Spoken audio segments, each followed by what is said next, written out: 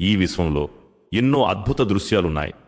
కానీ కొన్ని జీవులను చూసినప్పుడు మనిషి స్వయంగా ఆగిపోతాడు. అది అడవి అయినా లేదా ఎడారి అయినా, మన ముందుకు నెమ్మదిగా నడిచే ఇంటి పిల్లి లేదా మెరుపులా పరిగెత్తే చిరుత.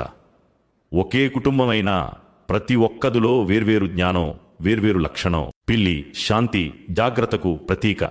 చిరుత వేగానికి ప్రతీక. సింహం అద్భుత ప్రతాపం, గౌరవం యొక్క చిహ్నం. అల్లాహ్ ప్రతి సృష్టికి ప్రత్యేక స్వభావం ఇచ్చాడు. కొన్ని సౌమ్యమైనవి, కొన్ని చురుకైనవి, మరికొన్ని కన్ను రెప్పవేయగలిగేంత వేగంగా ఉంటాయి. వాటి నిర్మాణం, వాటి కదలిక మరియు వాటి బలం ఇవన్నీ యాదృచ్ఛికం కాదని చెబుతున్నాయి. ఇదంతా ఒక ప్రణాళిక. ఇది సృష్టి, ఇది ప్రభువు చేతి పని. ఖురాన్ సూచిస్తుంది. ఆకాశాలలో, భూమిలో ఎన్నో సూచనలున్నాయి, కానీ వారు వాటిని పట్టించుకోకుండానే సాగిపోతుంటారు. సూరా 12 ఆయత్ 105 హదీస్ సూచిస్తుంది.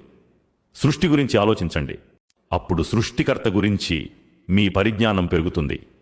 హసన్ హదీస్ విశ్వసనీయంగా పరిగణించబడినది.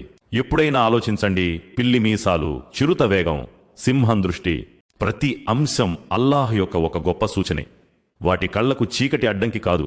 వాటి చెవులు మనుషులు వినలేని శబ్దాల్ని వింటాయి. వాటి శరీరంలో ఉన్న చలాకితనం, నేటి పూర్తి విజ్ఞానం కూడా దానిని పూర్తిగా అర్థం చేసుకోలేదు. జీవితం కూడా ఇదేలా ఉంటుంది. కొన్నిసార్లు మనం పిల్లిలా ఆగి ఆలోచించాలి, మరొకసారి చిరుతల అవకాశాన్ని చూసి ముందుకు దూకాలి. ఈ సంతులనం మనిషి విజయానికి కీలకం. హదీస్ మనకు నేర్పేదేమిటంటే, సృష్టిలో శక్తిని చూడండి, కానీ నిజమైన శక్తి సృష్టికర్తదని మరొకండి. అసలు బోధ ఇదే. అల్లాహ్ పిల్లికి, చిరుతకు, సింహానికి వేర్వేరు శక్తులు, వేర్వేరు సామర్థ్యాలు ఇచ్చి వాటి మార్గాన్ని సులభం చేశాడు. అలాగే మీకు కూడా ప్రత్యేక ప్రతిభ, ప్రత్యేక దారి, ప్రత్యేక ప్రయోజనం ఇచ్చాడు.